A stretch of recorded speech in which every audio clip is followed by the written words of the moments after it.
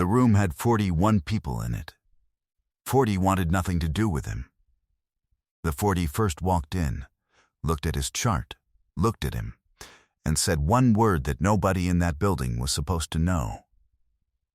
She said, "Kuro," and the most feared man in the Kanto region, who had not moved his legs in 11 days and had not shown fear in 11 years, went absolutely still.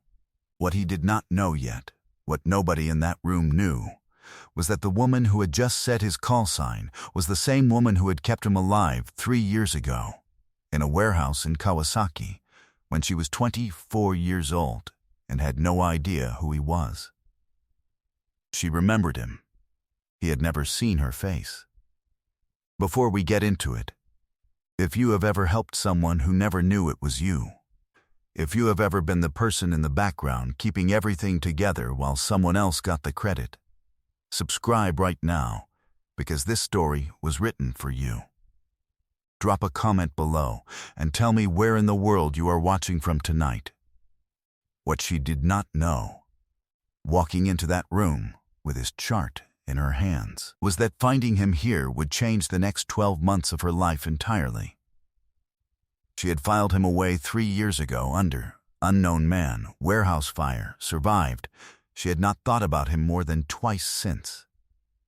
She had 43 other patients and a job that did not reward dwelling. She had also apparently been assigned to the one ward in the one hospital in Tokyo that had agreed, under considerable pressure and the kind of arrangement that never appears in writing, to admit a paralyzed oyabun nobody else would take. She looked at the chart. She looked at the man in the bed. She said, "Kuro." He looked at her. He said, "Who are you?" She said, "I am your nurse. My name is Adana. And you are going to have to talk to me, because I am the only person in this building willing to." Adana Osei had been a nurse for 8 years. She worked the day shift at Shinkawa Medical Center, a mid-sized private hospital in the east of the city that handled the kind of cases that larger institutions found inconvenient. Not illegal, not exactly, just inconvenient. Patients whose paperwork had gaps. Patients whose emergency contacts were listed as none. Patients who arrived with men in the corridor whose job description was not stated and did not need to be. The hospital had learned, over 20 years of quiet operation, that the city had a secondary population of people who needed medical care and could not access it through standard channels. The hospital served them. The rates were high. The confidentiality was absolute. The staff understood what they were treating and did not discuss it. Adana had worked there for 4 years. Before that, she had spent 4 years at a public hospital in Adachi, where she had learned the job from the inside out. The kind of learning that only happens when the resources are limited and the decisions are yours and there is no one above you in the chain who has time to supervise. She had learned to make calls. She had learned to make them quickly and to make them correctly. And she had learned that correctness was not always the same as the policy, and that knowing the difference was the real job. Before Adachi, she had trained in Lagos and then London.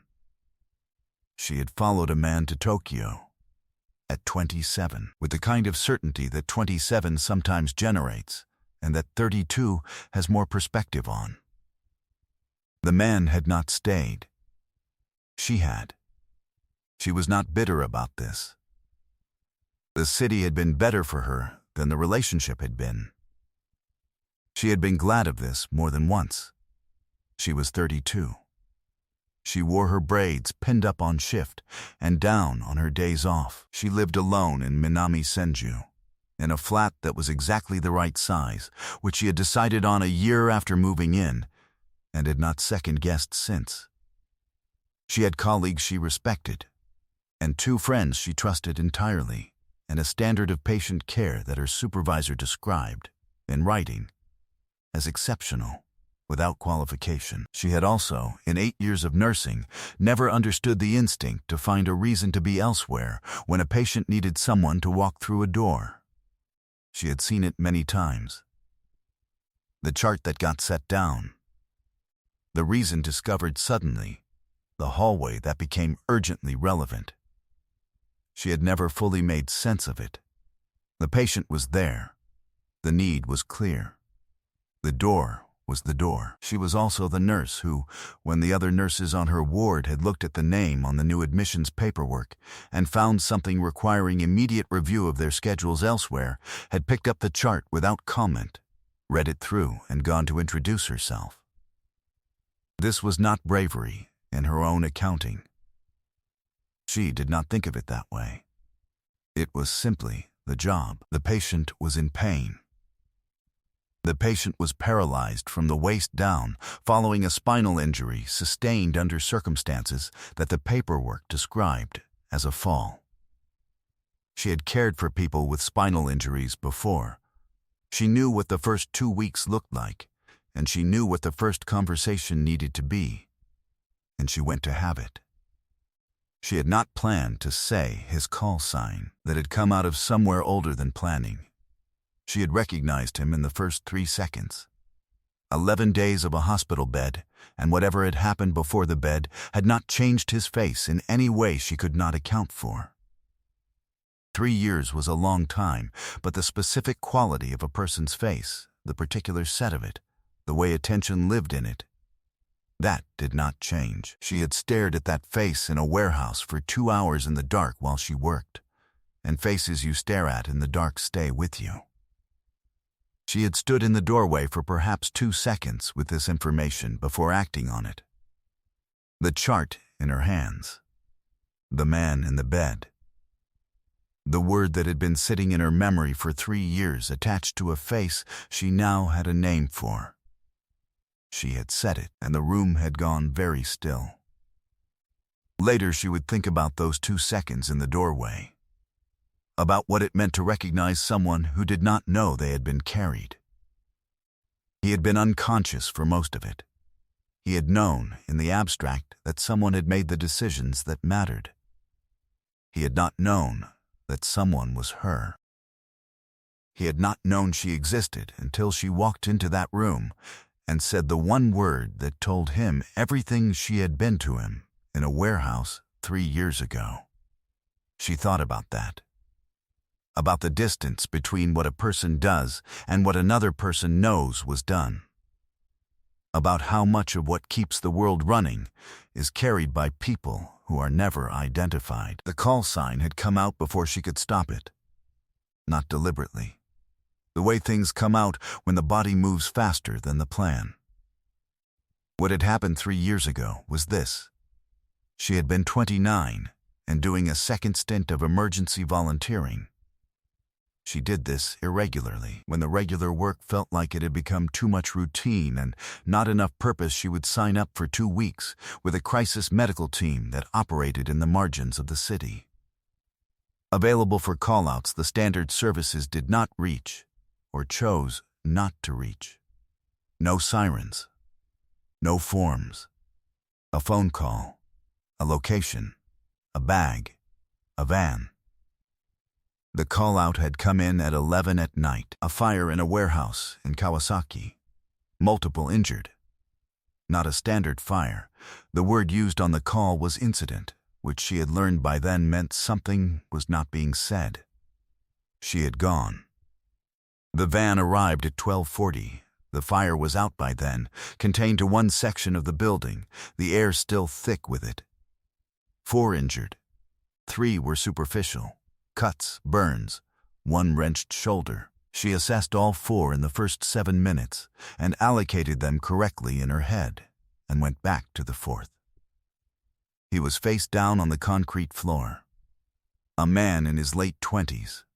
He had taken structural debris to the back, the kind of impact that could mean many things, almost none of them good, and the difference between the bad and the catastrophic was in what she could establish in the next 3 minutes with what she had.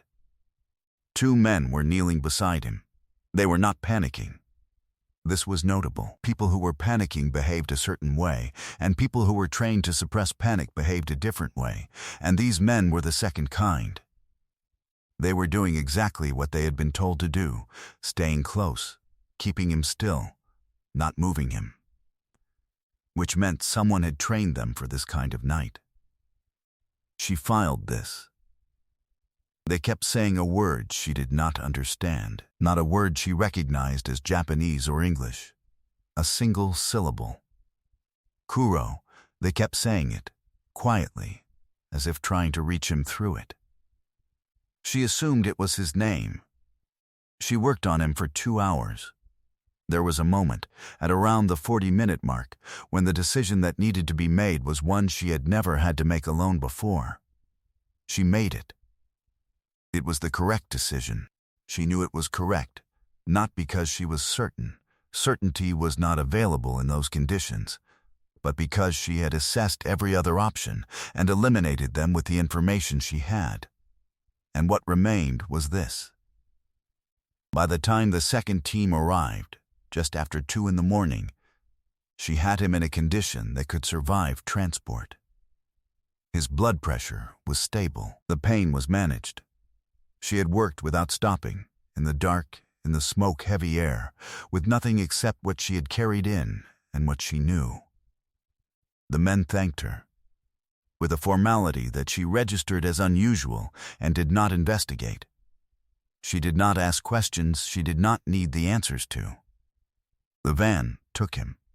She helped the other team with the 3 superficial cases and then sat on the edge of a concrete step outside the warehouse and drank water and looked at the sky for 10 minutes.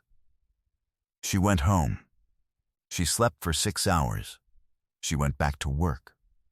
She had thought about him twice in 3 years.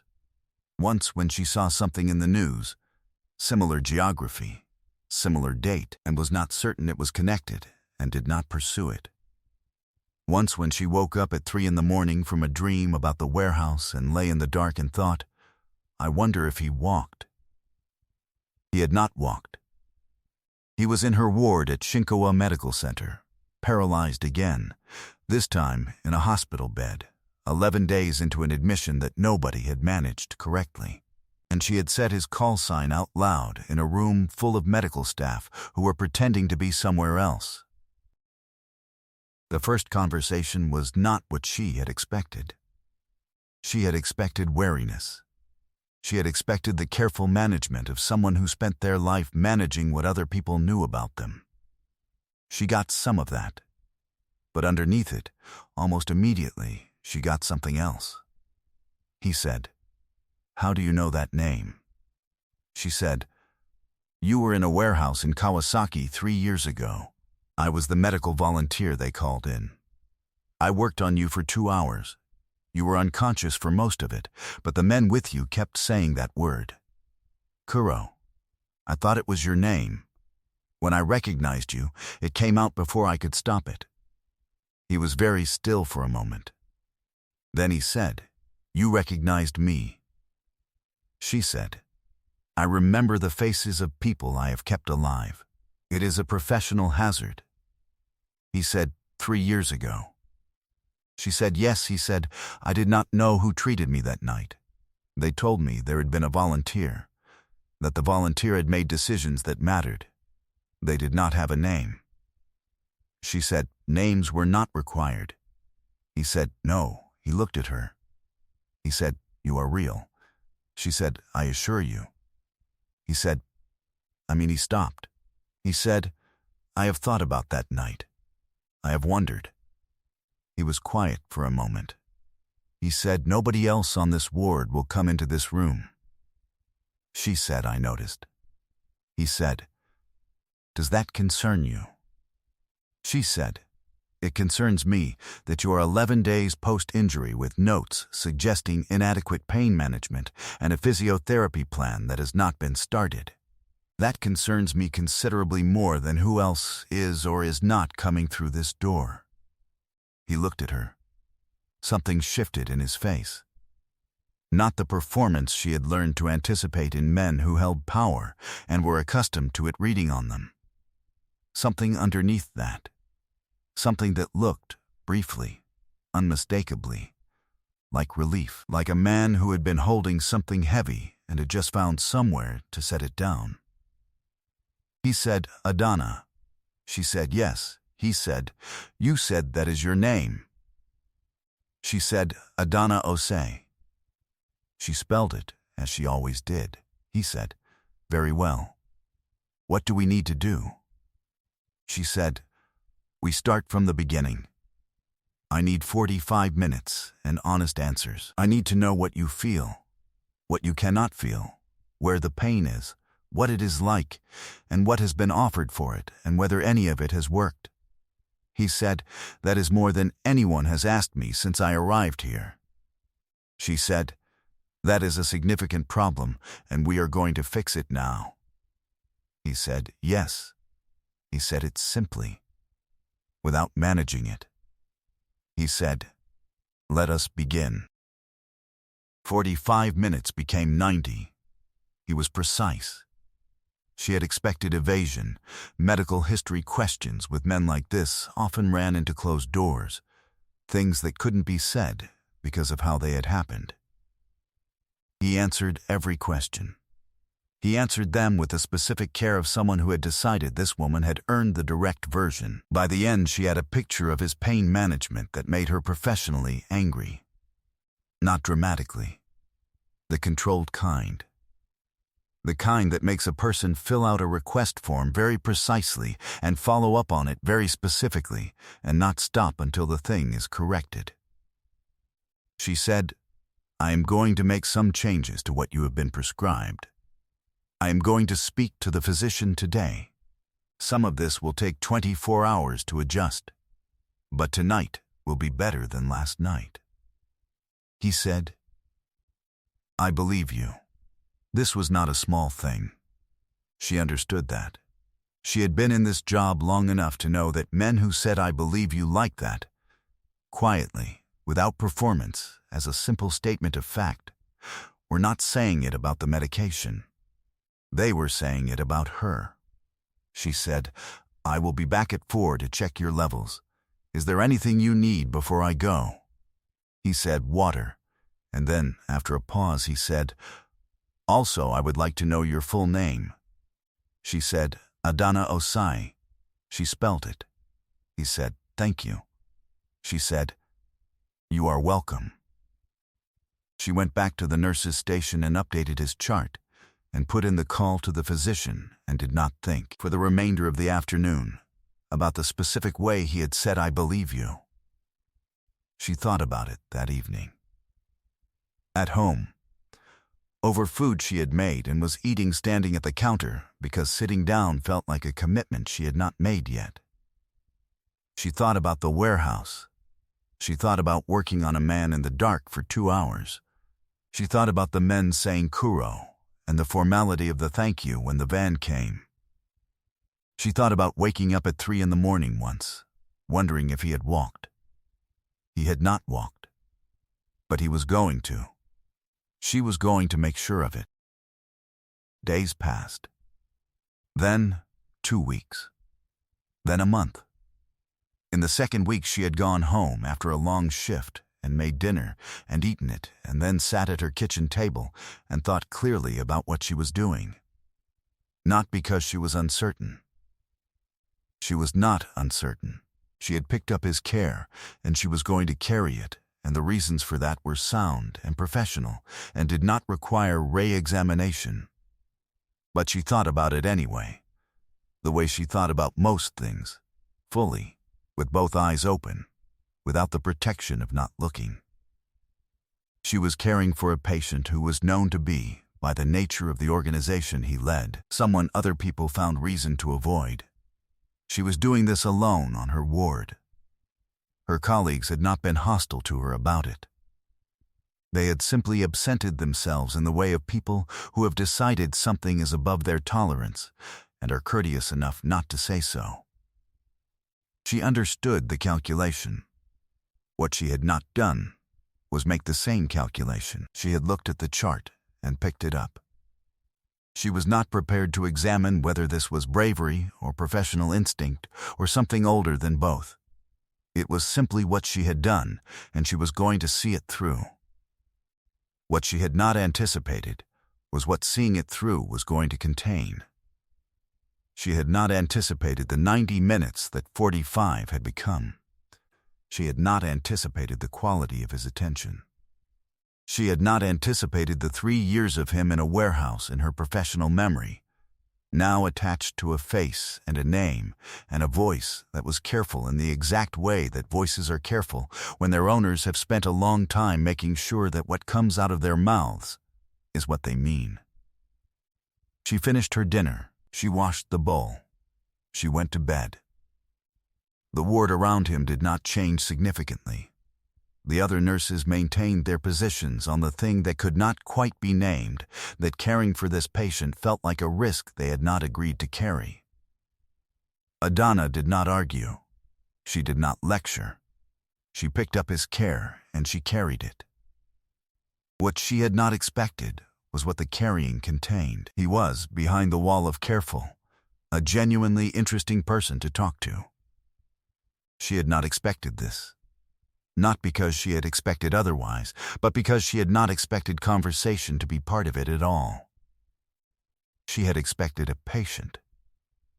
He was a patient and also a man who had read widely and thought carefully and had opinions about things she had opinions about. And the opinions were sometimes the same and sometimes different, and the different ones were different in ways that were actually interesting, rather than simply opposed.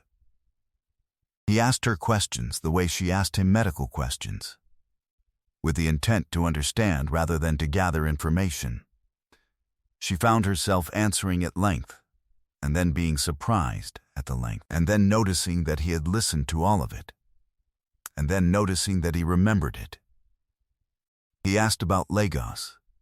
She told him about growing up near the water and learning English before Igbo, and the specific quality of her grandmother's disapproval of this, which was very precise and ongoing until her grandmother died, and then missed. He was quiet for a moment and then said, "I understand what it is to lose the person whose disapproval told you they were paying attention."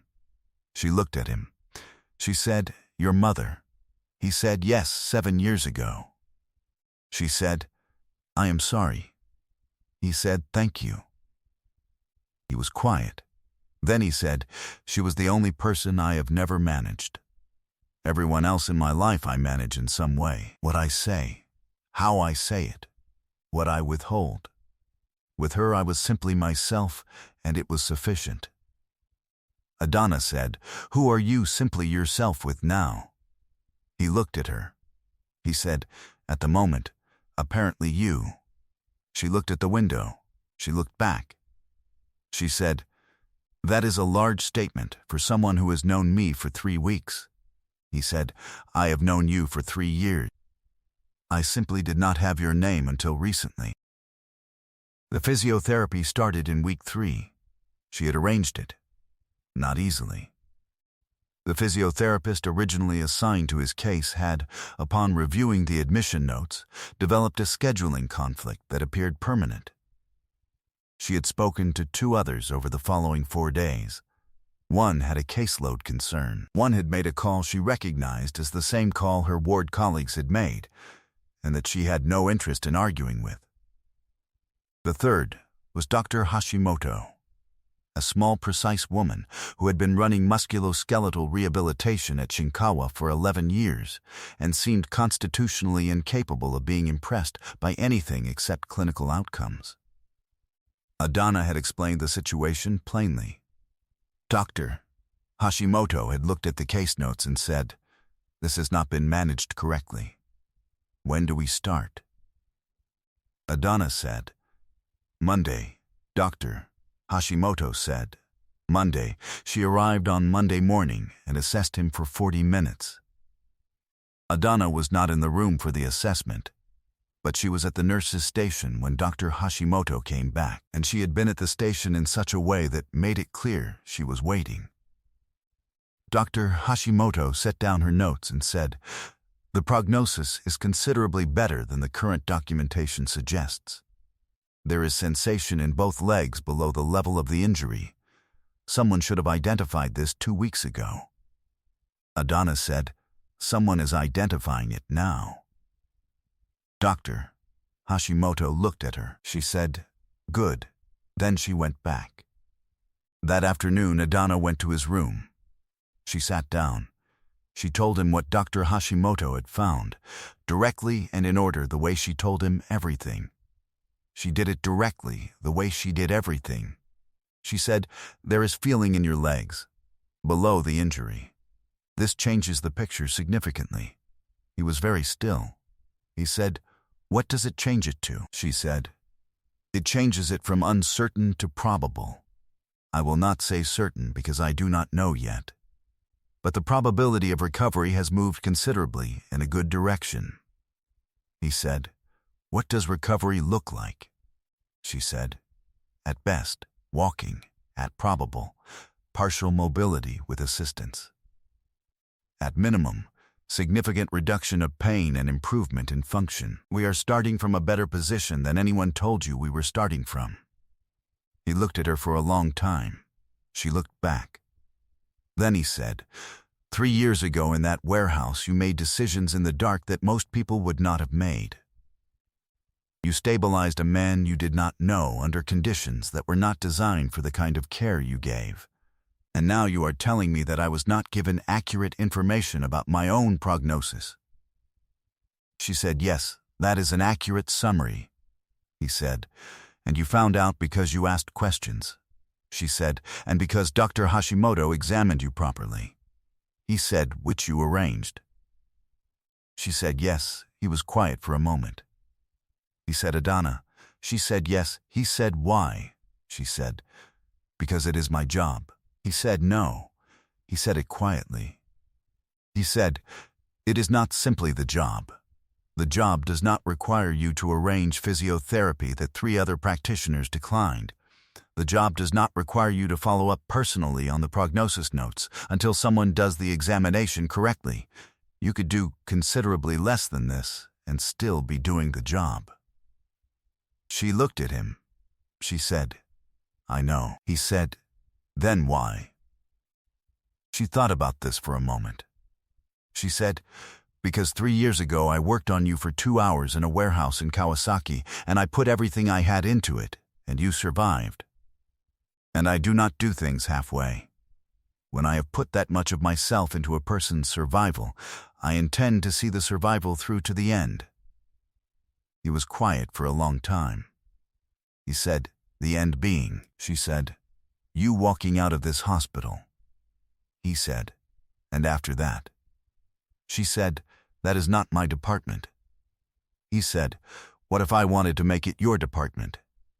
She looked at him. Something in the room was very still, not an uncomfortable still. The specific stillness of 2 people who have arrived somewhere simultaneously and are both deciding whether to name it. She said, "That is a question for a different context." He said, "When would the different context be available?"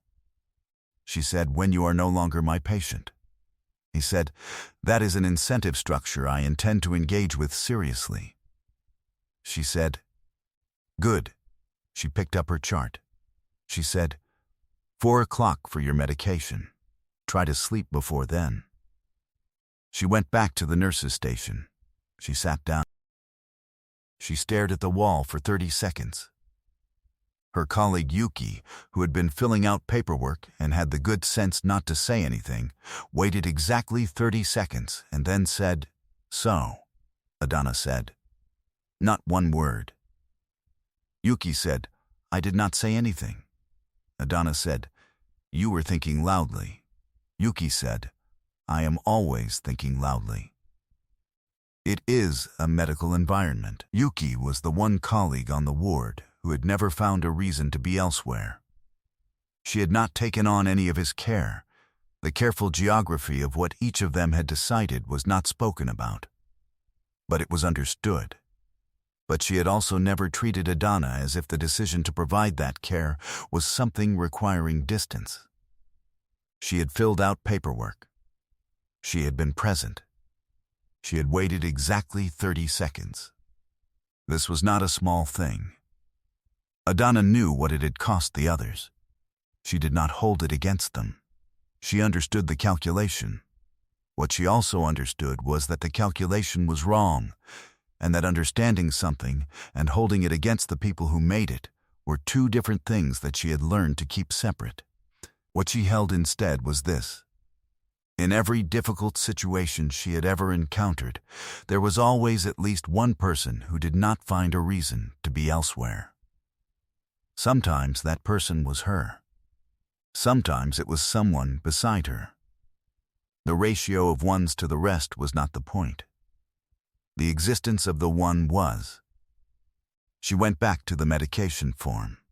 She was precise about it. Tonight would be better than last night. She had said so, and she meant it, and she would not stop until it was true. The complication arrived in week 6. It arrived the way complications arrive when you have started to believe the difficult part is over. Not dramatically. Quietly, the way a change in pressure arrives before the weather you have not been watching. A man came to the hospital, not to the ward, to the administration office. He spoke to the administrator and then to the head of department, and then left a card and instructions for a follow-up call. The card had a name on it that Adana recognized from a conversation she had not been part of, but had been near enough to overhear. The name belonged to a senior figure in a competing organization. The meaning of the visit was not stated. It did not need to be. She knew what it meant. Someone knew he was here. Someone who did not want him to recover. She went to his room. She said, "I need to tell you something." He looked at her face and said, "Tell me." She told him. She did not soften it. He listened without moving. When she finished, he said, "How long ago?" She said, "This morning. I found out an hour ago." He said, "Have you told anyone else?" She said, "No." He said, "Good." He was quiet for a moment. Then he said, "Adana." She said, "Yes." He said, "I need you to know that this will not touch you. Whatever is happening outside this room, it will not come near you. I can promise you that much." She said, "I know." He said, "You are not afraid." She said, "I am concerned." "That is different." He said, "What is the distinction?" She said, "Afraid stops you from acting. Concerned makes you act more carefully." "I am being careful. I am not stopped." He looked at her. He said, "In 6 weeks you have not once behaved like someone who is afraid of what is in this room with her." She said, "There is nothing in this room with me except a man who needs physical therapy and better pain management."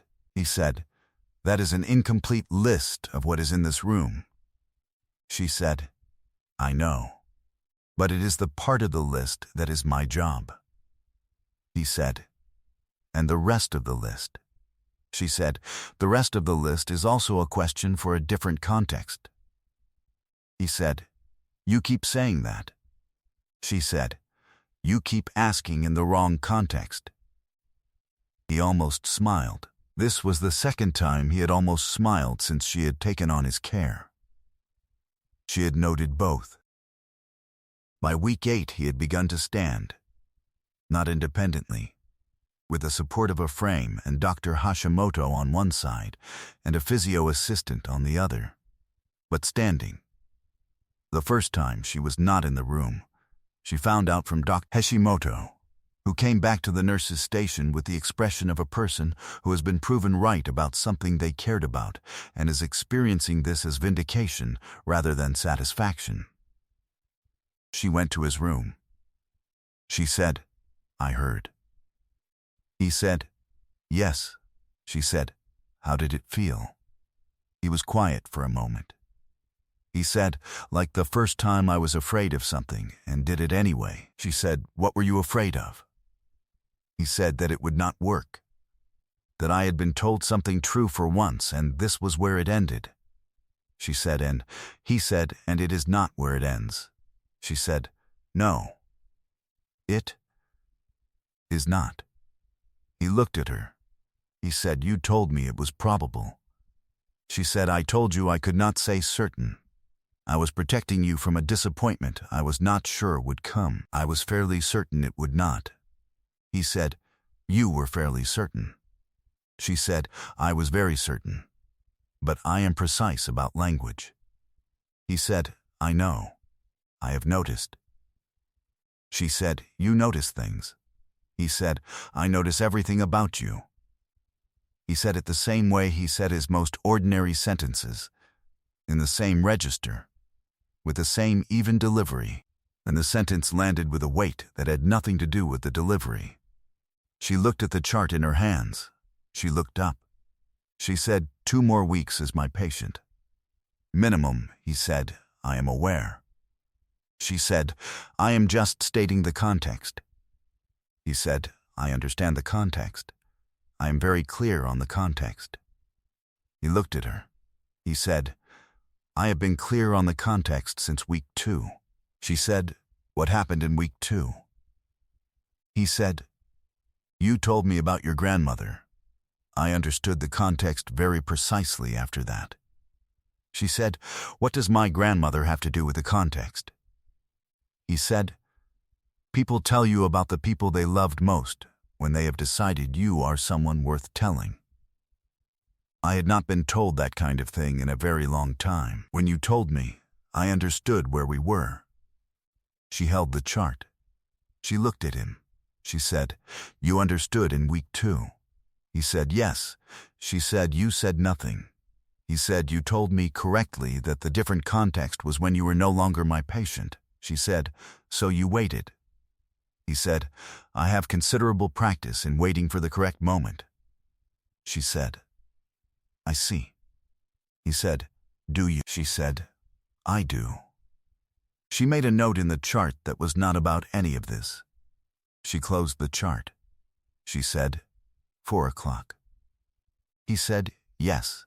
She went back to the station. She sat down.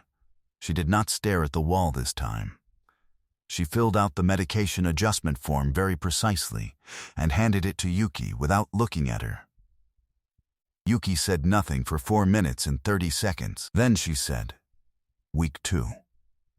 Adana said, Yuki. Yuki said, I am just thinking. Adana said, think quieter. The day he walked out was a Tuesday in March. Not independently, that was still weeks away, but with a cane and Dr. Hashimoto beside him and the specific quality of progress that is not finished, but is no longer a question. The question had been answered. What remained was only the accumulation of the answer, day by day, into something permanent. Adana was at the nurse's station. She had known he was being discharged today.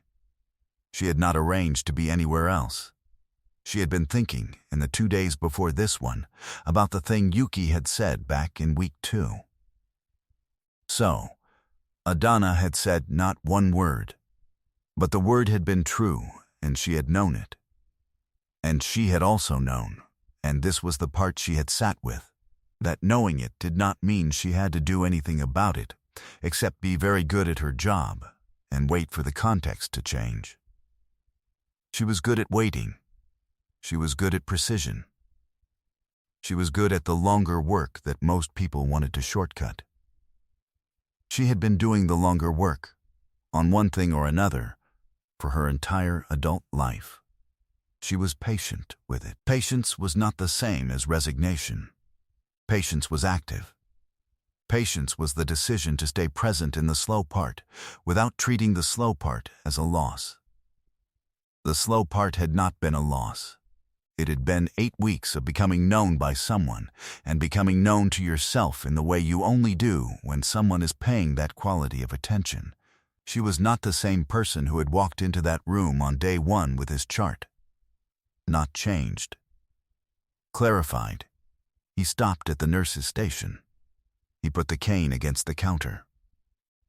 He looked at Adana, who was at the station, who had known he was being discharged today, who had not arranged to be anywhere else.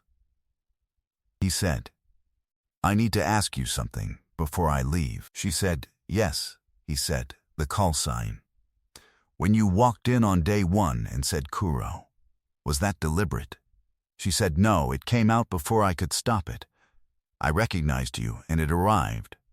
He said, but you knew, before you walked in, that the patient in that room was someone unusual. She said, I knew the other nurses had found reasons to be elsewhere.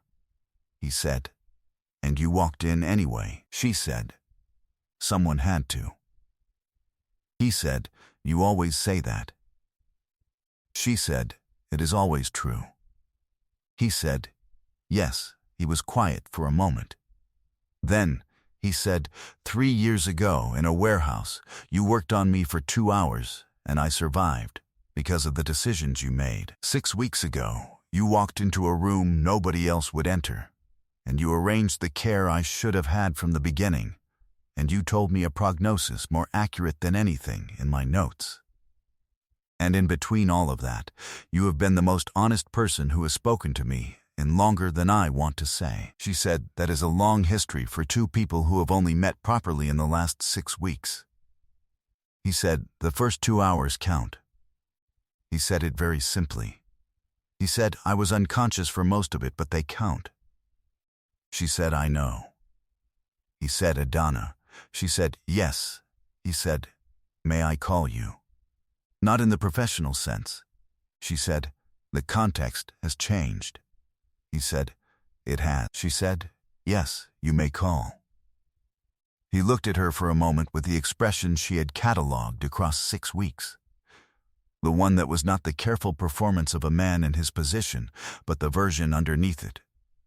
The one that arrived when he had stopped managing what was on his face. She had first seen it on day 1 when she had sat beside him for 90 minutes and asked questions and listened to the answers. She had seen it a dozen times since. He said, thank you. For all of it, the warehouse and the ward and everything between. She said, thank you for surviving. Both times. He picked up the cane. He walked to the door. He stopped, briefly, and said without turning, I will call this evening. She said, I will answer. He walked out. Yuki appeared beside her from the direction of the supply room, which she had apparently been occupying for the last 4 minutes. She said, he is going to call this evening. Adana said, yes. Yuki said, and you are going to answer. Adana said, yes. Yuki said, good. She went back to the supply room. He called at 7. She answered on the second ring. He said, good evening. She said, good evening. He said, I wanted to keep the commitment I made. She said, I know you would. He said, how? She said, because in 6 weeks you have never said a thing you did not mean. He was quiet for a moment. Then he said, I need to tell you something. Not about the organization. About me, specifically, she said. Tell me. He said, I have managed every relationship I have had since my mother died. Every one. I have been careful and strategic, and I have known at every moment what I was presenting and what I was withholding. He paused. With you I do not do this. She said, I know. He said, how do you know? She said, because you told me about your mother on week 3. People do not tell that kind of thing when they are managing carefully. He said, no. She said, you told me she was the only person you had never managed, that with her you were simply yourself and it was sufficient. He said, yes. She said. And then you said at the moment, apparently you. A long pause. He said, yes. She said. I remember everything you say. It is a professional habit that has become personal. He said, Adana. She said, yes. He said, I would like to see you. Not in the hospital. In a different context. She said, I believe that is exactly where we are. He said, yes. He said it quietly, completely. He said, that is exactly where we are. The months that followed were not simple. His world did not become uncomplicated because he had left the hospital. That was not how his world worked, and she had understood this from the beginning. The complication in week 6 had resolved without incident. This had required things she understood in outline and accepted in full. She did not ask for the details of how it had resolved. She understood that there were parts of his life that he protected her from, not out of deception, but out of care, and that the distinction between those two things was meaningful and real. She accepted it. She was not a person who accepted managed distance in a relationship. She was precise and honest, and expected the same. But she was also a person who understood that care could look like protection, and that protection, offered correctly, was its own kind of honesty. He said to her 2 weeks after his discharge that there would be things he could not tell her, and that he wanted to name this directly rather than let her find the edges of it herself. He said, "I will tell you everything that is mine to tell. There are things that are not only mine. I will tell you when something falls into that category." She said, "I understand the distinction." He said, "I thought you would." She said, "I will tell you when it concerns me." He said, "I expect you to." She said, "Good." Then they were settled. His recovery continued. Days passed and then weeks. She saw him 3 times a week through April, and then more in May. By June, he was walking without the cane for short distances, measuring the distances carefully, noting the progress with the same precision he brought to everything. By August, he was walking without it entirely, and the precision had become something closer to satisfaction, which on him looked like a particular quality of stillness that she had learned to read as the equivalent of another person's open smile. Dr. Hashimoto sent Adana a single-line message in late August. It said, "Outcome confirmed excellent," as expected. Adana sent back, as expected. She received in return a single word, indeed. What she had not expected was the quality of what it was like to be known by him. He listened the way she listened, for the thing behind the thing. He asked questions that arrived from angles she had not anticipated and waited for the real answers. He remembered everything and referred to it later, not to demonstrate memory, but because he was still thinking about it. He told her things about his life that she understood were not told to others, and he told them clearly, without management.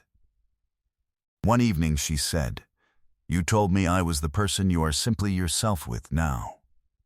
He said, "Yes," she said. "Is that still true?" He said, "It is more true than it was then. In February I was still examining whether it was safe to be that way with you. By March I had stopped examining." She said, "What decided it?" He said, "You came to my room and told me about the visitor to the administration office. You did not soften it. You told me directly, and you were not afraid, and you said the distinction between fear and concern was that concern makes you act more carefully." She said, "You remembered that."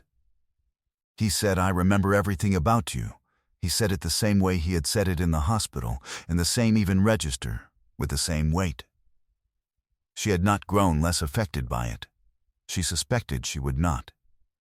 She said, "I remember everything about you too." He said, "I know." He looked at her. He said, "You remembered my face from a warehouse in the dark." She said, "I told you. I remember the faces of people I have kept alive." He said, "And how many faces is that?" She said, "Several, but yours was the one I woke up at 3 in the morning thinking about, wondering if you had walked." He was quiet for a long time. Then he said, "I walked." She said, "I know. I watched you." He reached across and took her hand. He held it the way she had learned he held things he was certain about, not tightly, but completely, without hesitation. By the time October arrived, she had stopped thinking of him as a patient she had kept alive twice. This was not a forgetting. She would never forget either of those nights, the warehouse or the ward. It was a recategorization. He had moved from that file into a different one, the one that held the people who were simply in her life now, fully and actually and daily. He called in the morning and in the evening, and sometimes at no particular time, simply to say something that had occurred to him. He had learned to take his coffee the way she made it, and had not mentioned this transition, which she had noticed anyway. He had, in September, found a copy of a book her grandmother had given her that she had lost in a move years ago, and had sent it to her building without calling ahead, and she had found it in the mailbox on a Tuesday morning, and had held it on the street for a moment before going inside. She had told him, later, that she had held it on the street. He had said, "How long?" She had said, "Until I was ready to go inside." He had said, "How long was that?" She had said, "Several minutes." He had said, "Good." He said it the way he said things he felt precisely about. She had said, "You are a very strange man." He had said, "You have told me this before." She had said, "It bears repeating." He had said, "I know. That is why I keep giving you reasons." By October, she had understood something about him that she had been assembling for months. He was not a man who did small things carelessly. Every small thing he did was done with the same attention he brought to large ones. The book in the mailbox, the coffee learned, the morning calls, the things remembered and returned to. None of these were accidents. None of these were overflow from some larger intention. They were the intention. He was a man who showed care through precision, and the precision was consistent, and consistency was, in her experience, the only reliable measure of anything. He asked her formally at the end of October. In a small restaurant that had no sign, in the part of the city that quiet things happened in. At a table she realized he had chosen because it had the same quality of stillness as the room in the hospital where they had first really talked. He had arranged nothing dramatic, no performance. He said, "I would like to marry you. I want to say this clearly before I ask, because I want the asking to be a genuine question." She said, "It is a genuine question." He said, "Then, what is your answer?" She said, "My answer is yes." She paused. She said, "I want to say something clearly before you take that as settled." He said, "Say it." She said, "I am going to be honest with you in every context. Not because I have decided to manage you through honesty, but because it is the only way I know how to be with someone I have decided to be with fully. If something concerns me, I will tell you. If something is wrong, I will say so. I will not be careful with you in the way you have been careful with everyone else. I am not capable of that." He said, "I know." She said, "You know." He said, "I have known since week 2. Since you told me about your grandmother and the house you could not get back inside. I understood then that you were someone who gave the full version, or nothing. I have been waiting for the full version since then." She said, "And now you have it." He said, "And now I have it." She said, "Is it what you expected?" He said, "It is better. It is the most clarifying thing I have encountered in my adult life." She said, "I am clarifying." He said, "Remarkably so. From the first word you said in that room." She said, "I said your call sign." He said, "Yes. The most clarifying thing possible. One word that told me everything about who you were, what you had done, what you were not afraid of, what you were willing to bring into a room where everyone else had found a reason to leave." She said, "Kuro." He looked at her. He said, "Adana?" She said, "Yes." He said, "I am going to spend a significant amount of time making sure you know I understand what you did." She said, "The warehouse or the ward?" He said, both. Everything between. Everything after. She took his hand across the table. She held it the way she held things she was certain about. There is a word in nursing that gets used carelessly and should not be. The word is recovery. People say it like it is a destination, like there is a moment when the patient is on one side of a line and then they cross it and they are recovered. Every nurse who has been doing this long enough knows the word is wrong. Recovery is not a line. It is a direction. You point toward it. You build things that support it. You adjust. You stay. Adana had known this for 8 years. She had known it about bodies. She had learned it this year about other things. She had walked into a room where nobody wanted to go. She had said a word she had not planned to say. She had done her job, and then done more than her job, and then told the man in the bed that the different context was when he was no longer her patient. And she had meant it, and she had waited. And he had waited too. And when the context finally changed, they had both already known, for weeks, where they were. She had kept him alive twice, once in a warehouse in the dark, with nothing but what she had brought and what she knew. Once on a ward at Shinkawa, with proper equipment and a physiotherapist who did not care about reputation and questions asked until someone gave the correct answer. He had walked out of that hospital in March. He had called at 7 as promised. He had said what he meant and meant what he said and been, with her, simply himself from week 2 onward. This was not a small thing. She understood what it cost a man like him to stop managing. She understood what it meant that he paid the cost.